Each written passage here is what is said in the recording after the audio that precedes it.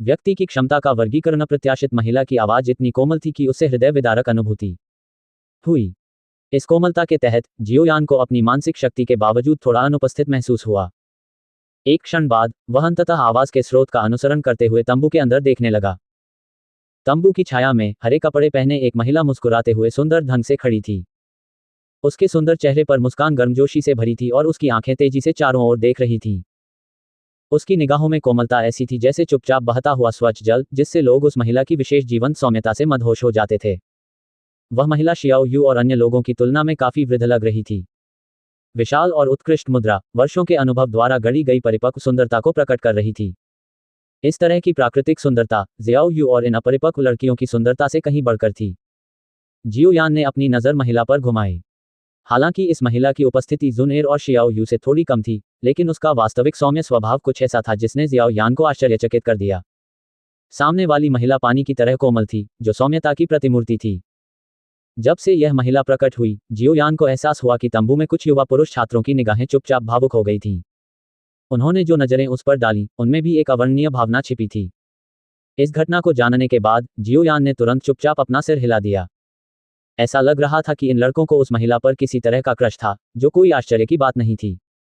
युवा लड़के आमतौर पर उन महिलाओं को पसंद करते हैं जो उनसे अधिक परिपक्व हों। ओह, ऐसा लगता है कि इसे परिपक्व महिला के प्रति वरीयता कहा जाता है। टीचर वो लिन, हा, यूएर ने आपको बहुत याद किया है। तंबू में प्रकट हुई उस सौम्य महिला को देखकर जियो यू तुरंत आश्चर्य से चिल्ला उठी। इसके बाद वह आगे बढ़ी और मुस्कुराते हुए उस मोटी लेकिन मोटी नहीं दिखने वाली कमर को कसकर पकड़ लिया। हे यूएर, क्या आप अपनी छुट्टियों का आनंद ले रहे हैं? वह सौम्य महिला, जिसका नाम टीचर रोलिन था, ने मुस्कुराते हुए शियाओ यू को गले लगाते हुए कहा। यह बुरा नहीं रहा है। एक शरारती मुस्कान के साथ जियो यू ने टीचिंग रोलिन के कानों को काटा और धीरे से मजाक किया। टीचर अधिक से अधिक विनम्र होते जा रहे हैं। यदि ऐसा ही चलता रहा तो भविष्य में जो भी व्यक्ति शिक्षक की नज़र में आएगा, वह इस सज्जनता के जाल में पूरी तरह फंस जाएगा। टीचर रोलिन ने असहायता से अपना सिर हिलाया तो उसके चेहरे पर हल्की लाली आ गई। जियाओ यू के सिर पर थपथपाकर उसे बिगाड़ने के बाद उसने अचानक जियाओयान और अन्य लोगों का सामना किया और अपनी ठुड्डी ऊपर उठा ली। उसने अपनी कोमल आवाज में कहा, क्या ये वे लोग हैं जिन्हें तुम लेकर आए हो? ऐसा लगता है कि वे काफी अच्छे हैं। हाँ भाई हाँ।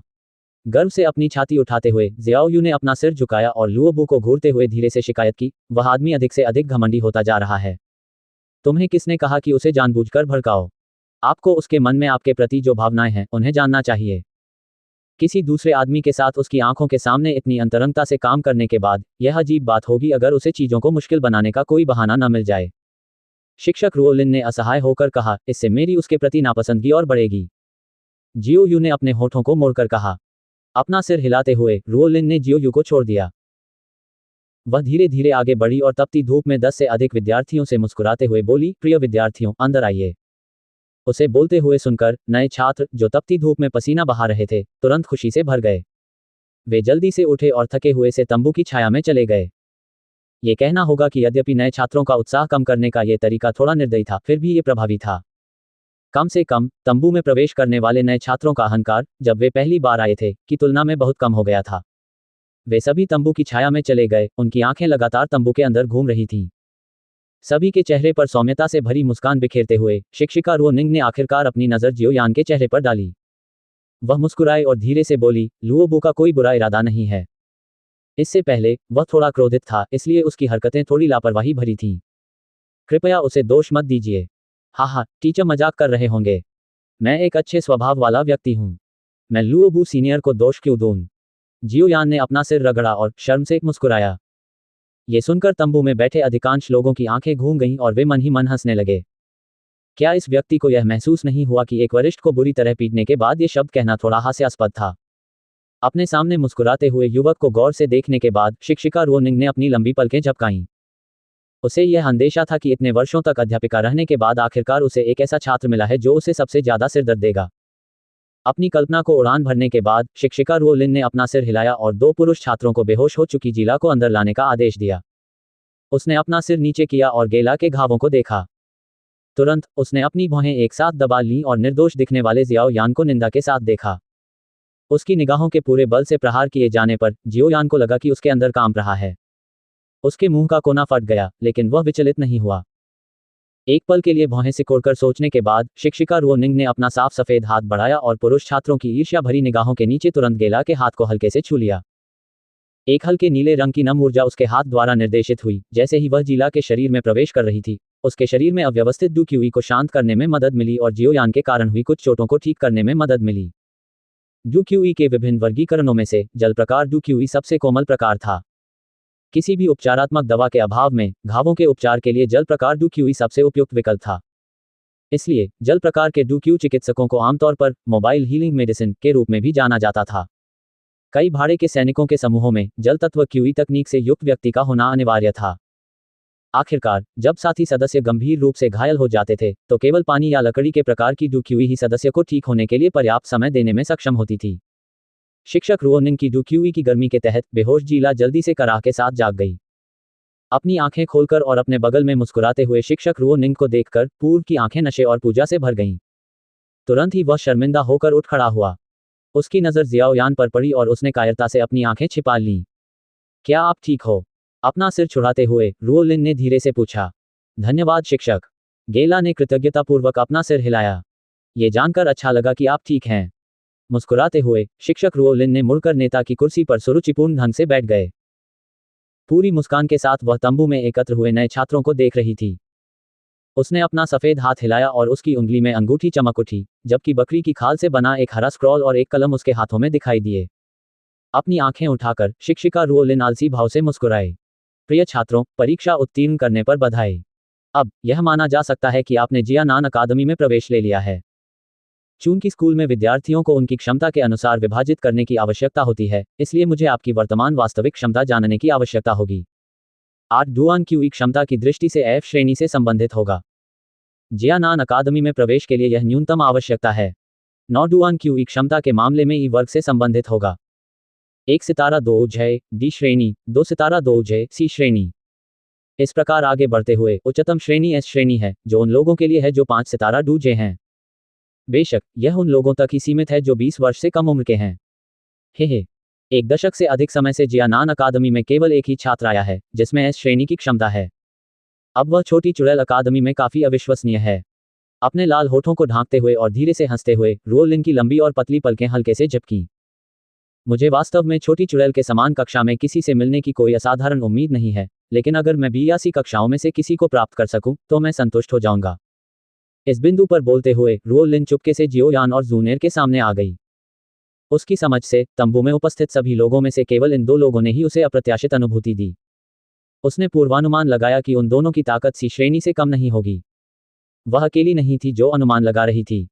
तंबू में मौजूद सभी लोग जिन्होंने जियाओयान को कार्रवाई करते देखा था, वे भी अपने मन में अनुमान लगा रहे थे। इस असामान्य दिखने वाले व्यक्ति की क्षमता किस वर्ग से संबंधित थी? ठीक है, शुरू करना। बाईं ओर से शुरू करते हुए अपना नाम, अपना डू क्यूई स्तर और उम्र बताएं। रुओलिन ने अपने खाली हाथ में स्याही का ब्रश पकड़ लिया और धीरे से मुस्कुराए। ये देखकर कि पंजीकरण शुरू होने वाला था, शियाओ यू और तंबू में मौजूद अन्य लोग उत्सुकता से भर गए और एक कोने में आलस से बैठ गए। हे यू आपके कबीले का जियोयान किस स्तर का है? जियो यू के साथ बैठी कुछ खूबसूरत छात्राएं उत्सुकता से पूछने लगीं। ये सुनकर जियो यू ने अपनी भौहें सिकोड़ लीं और एक पल के लिए चुप हो गई। उसने कभी भी जियाओयान को अपनी डू क्यूई का परीक्षण करते नहीं देखा था, इसलिए उसने ज्यादा कुछ कहने की हिम्मत नहीं की। कम से कम अगर उसने कोई गलती की तो उसने जियोयान को शर्मिंदा कर दिया। वर्तमान जियाओ यू बिना किसी स्पष्ट कारण के अजीब तरह से जियाओयान के बारे में सोचने लगा था। यदि यह अतीत की बात होती तो वह शायद जियाओयान की शर्मिंदगी से अधिक खुश होती। कुछ हिचकिचाहट के बाद जियाओ यू ने कुछ हद तक रूढ़िवादी उत्तर दिया, मुझे लगता है कि उसे सी या बी श्रेणी हासिल करने में सक्षम होना चाहिए। वाह, ये तो बहुत अच्छा है। उन्हें जियानान अकादमी में प्रवेश करने वाले अधिक प्रतिभाशाली लोगों में से एक माना जा सकता है। उस समय जब हमारी क्षमता का मूल्यांकन किया गया था तो सर्वश्रेष्ठ केवल डी श्रेणी थी। ये सुनकर कुछ छात्राओं ने ईर्ष्या भरी नजरों से कहा। जियाओ यू हल्के से मुस्कुराई लेकिन बोलना जारी नहीं रखा। उसकी नज़र उस मूल्यांकन पर केंद्रित थी जो तंबू के बीच में पहले ही शुरू हो चुका था। हे यान, 9वीं अवस्था डुआन क्यू, 20 वर्ष की। सबसे बाईं ओर कोने में बैठे हल्के काले रंग के युवक ने थोड़ा लाल चेहरे के साथ अपनी जानकारी बताई। मुस्कुराते हुए और सिर हिलाते हुए शिक्षिका रुओलिन ने तुरंत छात्र की जानकारी रिकॉर्ड कर ली। उसके लाल होंठ खुल गए। ई क्लास लिंडुन 8 डुआन क्यू 19 साल का। एफ क्लास केली 9 डुआन क्यू 17 साल की। ई क्लास उसी समय सभी लोग बारी बारी से अपनी जानकारी दे रहे थे। कुछ नए छात्र जो बाहर से परीक्षा पास कर रहे थे, कभी कभी तंबू में प्रवेश कर रहे थे। वरिष्ठों द्वारा उन्हें सख्त चेतावनी दिए जाने के बाद वे तुरंत और आज्ञाकारी ढंग से कतार के पीछे खड़े हो गए और अपनी जानकारी देने के लिए इंतजार करने लगे। जिन 20 लोगों ने अपनी जानकारी दी थी, उनमें से अधिकांश लोग 2 जैसे भी कमजोर थे। स्वाभाविक रूप से कुछ नए छात्र थे जिनके पास मूल रूप से 9 डुआन क्यूई थी, लेकिन 2 उजे बनने में असफल होने के बाद उन्हें 8 डुआन क्यूई में घटा दिया गया था। जियाओयान की बारी से पहले समूह में सबसे उत्कृष्ट एक 17 वर्षीय एक सितारा डूजे था। उनकी संभावित गणना के अनुसार ये केवल डी श्रेणी थी। भले ही ये केवल इतना ही था, लेकिन इससे रुओ लिन को कुछ खुशी मिली। आखिरकार एक 17 वर्षीय लड़के के लिए एक स्टार डूजे तक पहुंचना मतलब था कि उसमें क्षमता थी। जियोयान के सामने नए छात्र ने अपनी जानकारी देना समाप्त कर दिया तो तंबू में सभी की निगाहें तुरंत उस युवक पर केंद्रित हो गईं जो लंबे इंतजार के कारण सोने वाला था। जियोयान गेगे, अब तुम्हारी बारी है। अपने बगल में जियोयान की धुंधली आंखें देखकर जुनेर ने असहाय होकर उसे जगाने की कोशिश की। ओह! जियोयान, जो अभी अभी जागा था, ने जल्दी से अपने मुंह से गायब लार को पोंछ दिया। उसकी नजर सामने की ओर गई तो उसने देखा कि सुंदर शिक्षिका रुओ लिन उसकी ओर देखकर मुस्कुरा रही थी। एक अजीब सी मुस्कान के साथ जियोयान ने अपना हाथ घुमाया और अपने साफ सफेद दांत दिखाए। मेरी तुलना उस छोटी चुड़ैल से नहीं की जा सकती जिसका उल्लेख शिक्षक ने किया था।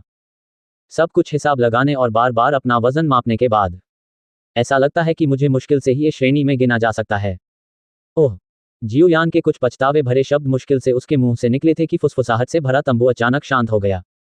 एक कोने पर लुओबू का चेहरा फड़क उठा। उसे यह आशा नहीं थी कि 16-17 वर्ष का ये युवक वास्तव में उसके बराबर ताकतवर होगा। लुओबू के बगल में गेला का चेहरा थोड़ा सफेद हो गया था। उसका चेहरा कड़वाहट से भरा था। इसमें कोई आश्चर्य नहीं कि वह इतनी बुरी तरह हार गया। यह आदमी भेड़ की खाल में भेड़िया था। यूएर, क्या आपने यह नहीं कहा था कि वह अधिक से अधिक केवल सी या बी श्रेणी का था? यह इस श्रेणी में क्यों पहुंच गया? जियानान अकादमी की प्रत्येक भर्ती के दौरान ऐसे 100 से अधिक छात्र नहीं होंगे जिनमें श्रेणी ए की क्षमता हो। कुछ छात्राएं मुंह खोले जियाओयान को घूरते हुए बुदबुदाईं। युवक के नाजुक चेहरे को गौर से देखते हुए शियाओयू ने असहाय होकर आह भरी और बुदबुदाया, मुझे कैसे पता चलेगा कि यह आदमी अधिक असामान्य होता जा रहा है? एक वर्ग। रू लिन ने आश्चर्य में अपनी लंबी पलकें झपकाईं। एक क्षण बाद वह शानदार ढंग से मुस्कुराए। ऐसा लगता है कि मुझे कोई खजाना मिल गया है। ये सच था। एक युवा महिला की तरह अभिनय करते हुए शिक्षिका रुओ निंग ने शरारती ढंग से अपनी आंखें झपकाईं। इस सुंदरता को देखकर तंबू में बैठे कुछ लोगों की आंखें चौड़ी हो गईं। जियोयान ने अपनी नाक रगड़ी जबकि उसके बगल में बैठी जुनएर अचानक हंस पड़ी। जियोयान गेगे, तुमने एक बार फिर सनसनी मचा दी है। टस्क, मुझे पता है कि तुम मुझसे ज्यादा ताकतवर हो। मुझे डर है कि एस क्लास आपकी हो जाए। जियोयान ने अपनी आंखें घुमाए और चिल्लाया। ओह, तो क्या मुझे झूठी जानकारी देनी चाहिए? उस समय तक जब हर कोई अपने सदमे से उबर नहीं पाया था, जुनेर ने जियाओयान के कपड़े खींचे और चुपके से पूछा, बस अपनी असली ताकत बताओ। क्या तुम्हें लगता है कि मैं तुमसे ईर्ष्या करूंगा? अकादमी को अपनी कुछ क्षमताओं से अवगत कराना आपके भविष्य के विकास के लिए अच्छा होगा। बेशक, आप इन सब के बारे में चिंतित नहीं होंगे। जियोयान ने अपना कंधा उचका दिया और मुस्कुराया। जुनेर ने अपने होठों को दबाया और अपने छोटे से सिर को हिलाते हुए प्यार से कहा, फिर मैं जियाओयान गेगे सुनूंगी। बोलते बोलते वह एक कदम आगे बढ़ी। युवती की गतिशील और गतिशील आवाज पूरे तंबू में गूंज रही थी। जियो जुनेर, एक 6 सितारा डूजे। आयु 16, नेता की सीट पर बैठी रुओ लिन, जिसने जानकारी दर्ज करने के लिए अभी अभी अपनी कलम उठाई थी, ने महसूस किया कि उसका हाथ अकड़ गया है। उसके कोमल चेहरे पर अंततः एक आश्चर्यचकित भाव प्रकट हुआ। सबसे भयावह युवती की जीवंत आवाज से तंबू के भीतर मृतवत सन्नाटा छा गया।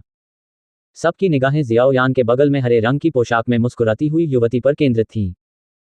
वे अभी शियाओयान द्वारा दिए गए आघात से उबर भी नहीं पाए थे कि एक और अधिक आश्चर्यजनक आक्रमण ने उन पर हमला कर दिया, जिसने निर्दयतापूर्वक उनके सिर दबा दिए। 6 सितारा डूजे, 16 साल की आयु। ऐसा प्रतीत होता है कि इस प्रकार की क्षमता इस श्रेणी से अधिक है।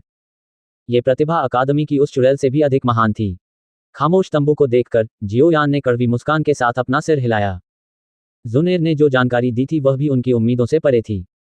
उन्होंने मूल रूप से भविष्यवाणी की थी कि जुनेर की ताकत 5 सितारा डूजे के आसपास होगी। उसने कभी उम्मीद नहीं की थी कि यह लड़की इतनी डरावनी होगी। उसकी क्षमता वास्तव में एस क्लास से भी अधिक थी। यहां तक कि वह भी इस तरह की विचित्र प्रशिक्षण गति से थोड़ा हैरान था। तंबू के अंदर जियाओ यू भी जुनेर की बातें सुनकर पूरी तरह से दंग रह गया। अपने कबीले के घर में उसने कभी भी जुनेर को लड़ते नहीं देखा था, इसलिए वह उसकी वास्तविक ताकत के बारे में अनिश्चित थी। इसके अतिरिक्त किसी ने भी उसे जुनेर की गुप्त पहचान के बारे में कभी नहीं बताया था। उसकी नज़र में जुनेर जियाओ कबीले की युवा पीढ़ी का एक सदस्य था जो महान प्रतिभा से संपन्न था।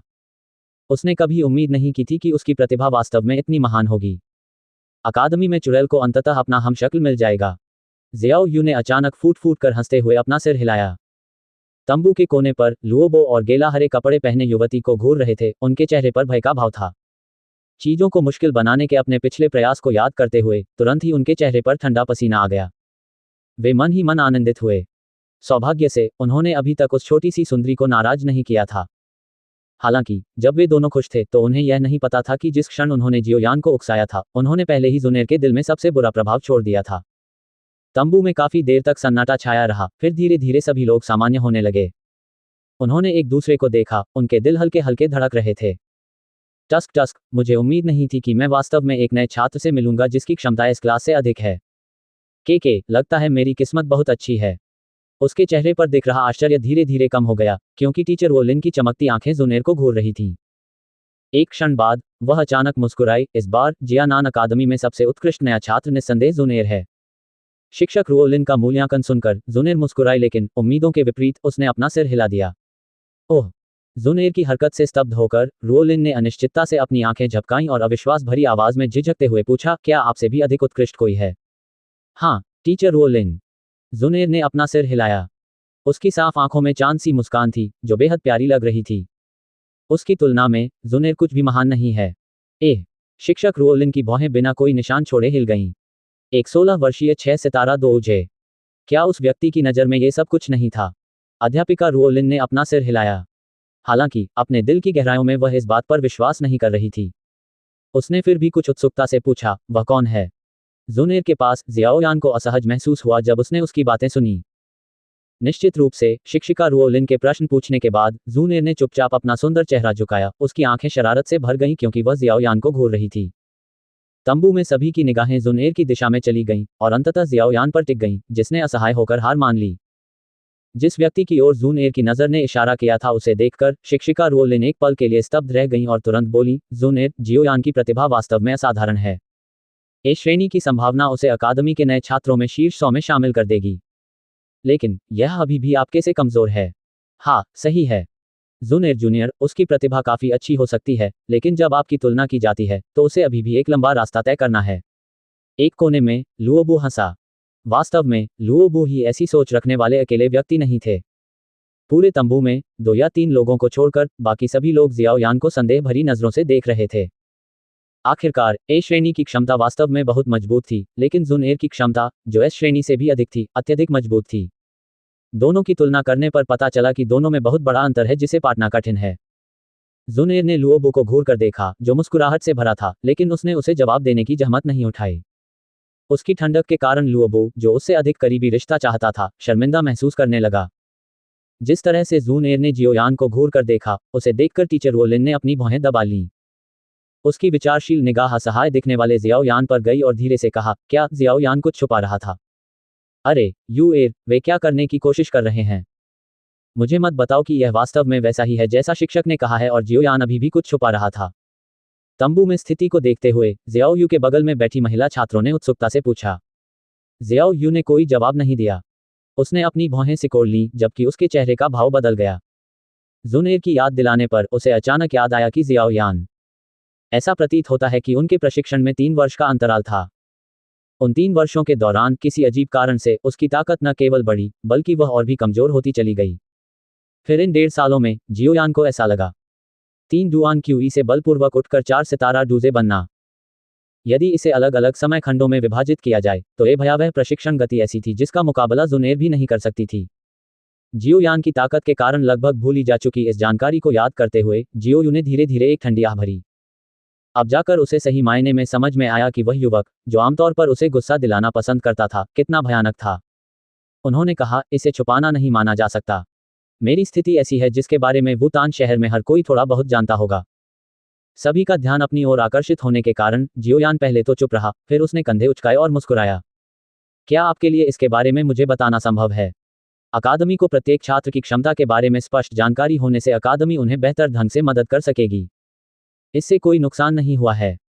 हल्के से अपनी कलम नीचे रखते हुए शिक्षिका रुओलिन ने अपने गालों को छुआ और मुस्कुराते हुए लंबे सुंदर युवक को देखा। उसकी कोमल आवाज के कारण किसी भी पुरुष के लिए उसे मना करना मुश्किल हो गया। मुझे ये बताने की अनुमति दीजिए। जियाओ यान गेगे को अतीत को सामने लाना पसंद नहीं है। जियो यान के चेहरे पर झिझक देखकर समझदार जुनेर ने जल्दी से कहा। हे, ये ठीक ही है। अध्यापिका रुओनिंग ने अपना सिर हिलाया। उसने जुनेर को खोजती हुई नजर से देखा। रुओलिन के अनुभव के साथ उसने स्वाभाविक रूप से कुछ सुराग खोज लिए थे। जिस तरह से जुनेर ने लगातार जियोयान की रक्षा करने का प्रयास किया था, जिस तरह से जुनेर काम कर रही थी, उससे ये स्पष्ट था कि वह हर किसी के सामने किसी ऐसी चीज का बखान करने की कोशिश कर रही थी जिस पर उसे सबसे अधिक गर्व था। किसी को भी इस चीज को कलंकित करने की अनुमति नहीं थी जिसे वह सावधानीपूर्वक संरक्षित कर रही थी। लगता है इस आदमी को महिलाओं के साथ बहुत अच्छी किस्मत मिलती है। शिक्षिका रुओलिन मन ही मन हंसी और आलस से जियोयान पर एक नजर डाली। इस स्तर पर पहुंचकर जियोयान के पास सिर हिलाने के अलावा कोई विकल्प नहीं था। जियोयान को अपना सिर हिलाते देख जुनेर मीठी मुस्कान के साथ मुस्कुराए। उसने अपनी भौहें सिकोड़ी और अपनी यादों को व्यवस्थित किया, फिर धीरे धीरे शुरू किया। जियोयान गेगे ने 4 साल की उम्र में डुक्यूई को प्रशिक्षित करना शुरू कर दिया था। पहला वाक्य सुनकर शिक्षिका रुओलिन ने अपना सिर हिलाया। 4 वर्ष की आयु में डुक्यूई को प्रशिक्षित करना न तो जल्दी माना गया और न ही देर से। वह 10 साल की उम्र में 9 डुआन क्यू तक पहुंच गया। जुनेर की धीमी आवाज ने तंबू में मौजूद सभी लोगों को चौंका दिया। जूजीली के प्रशिक्षण के प्रारंभिक चरण बहुत कठिन थे। ये बात सभी ने स्वीकार की। आमतौर पर यदि कोई व्यक्ति 4 वर्ष की आयु में डुआन क्यूई प्रशिक्षण शुरू करता है तो औसत से बेहतर प्रतिभा के साथ भी 9 डुआन क्यूई तक पहुंचने से पहले उसे लगभग 15 वर्ष की आयु होनी चाहिए। जो लोग अधिक उत्कृष्ट हैं वे 13 या 14 वर्ष की आयु में यह उपलब्धि प्राप्त कर सकते हैं। 10 बजे 9 डुआन क्यू तक पहुंचना एक भयावह गति थी। 11 साल की उम्र में उन्हें डूजे के पद पर पदोन्नत कर दिया गया। ये बात सुनने के बाद सभी की नजरें जियोयान पर थोड़ी अजीब हो गईं। 11 वर्षीय डूजे, यह ऐसी चीज थी जिसका मुकाबला जियानान अकादमी में कोई नहीं कर सकता था। जुनेर के शब्दों को सुनकर अध्यापिका रुओलिन की आंखें चमकती हुई और चमकती गईं जैसे ही वह नेता की कुर्सी पर बैठी। उसकी सुंदर आंखें चमक से भरी हुई थीं। ओह, अगला। इस बिंदु पर जुनेर ने अपने होठों को दबाया और धीरे से कहा, 12 से 15 तक। जियाओ यान गेगे को डूजे से 3 डुआन क्यू वाले व्यक्ति में पदोन्नत कर दिया गया। ओह, ये सुनकर तंबू में चल रही अनेकों बातचीतें बंद हो गईं। अधिकांश लोगों के चेहरे पर भय व्याप्त था। 3 डुआन क्यूई तक पदोन्नत। ये शब्द, जो किसी काल्पनिक उपन्यास से निकले प्रतीत होते थे, ने शिक्षिका रुओलिन के सुंदर चेहरे पर एक स्तब्ध भाव उत्पन्न कर दिया। इस निरंतर बदलती परिस्थिति ने उसे ऐसा महसूस कराया कि वह कोई कहानी सुन रही है। टीचर रुओलिन ने अपने लाल लाल होठों को ढक लिया। काफी समय बाद वह अंततः उस अजीब स्थिति से बाहर निकल पाए। उसने तुरंत जल्दी से पूछा, फिर क्या हुआ? इसके बाद जियोयान गेगे, जो 3 साल तक प्रशिक्षण लेने में असमर्थ थे, ने एक बार फिर अपनी भयावह और अविश्वसनीय प्रतिभा को पुनः प्राप्त कर लिया। 15 वर्ष की आयु के बाद वह 1.5 वर्ष के भीतर 3 डुआन क्यू से 4 सितारा डूजे तक पहुंचने में सफल रहे। अपना छोटा सा मुंह बनाते हुए जुनेर ने मुस्कुराते हुए कहा, तो जियोयान गेगे की वर्तमान ताकत उसके 1.5 साल के प्रशिक्षण का परिणाम है, जबकि मेरी ताकत 16 साल के प्रशिक्षण का परिणाम है। आप आसानी से मजबूत को कमजोर से अलग कर सकते हैं। गुंजन। जैसे ही जुनेर के शब्द शांत हुए, तंबू में मौजूद सभी लोगों ने एक बार फिर ठंडी सांस ली। जियोयान की ओर निर्देशित प्रत्येक नजर उसकी भयानक प्रतिभा के सामने सदमे से भरी हुई थी। एक कोने में लुओबो और जीला ने जबरदस्ती अपनी लार निगल ली। उन्होंने एक दूसरे की ओर देखा और एक दूसरे की आंखों में भय और आतंक देखा। शिक्षिका रुओलिन ने अपनी आंखें सिकोड़ लीं और धीरे धीरे आह भरी। उसने धीरे से अपनी सुंदर आंखें खोलीं और उस युवक को घूरने लगी। कोमल स्वर में उसने कहा, अप्रत्याशित रूप से तुम सबसे अधिक डरावने हो, तुम चुप रहने वाले लड़के हो। अगर इस बार जुनेर ने कुछ नहीं कहा होता तो तुम सचमुच किसी की नजर में नहीं आते।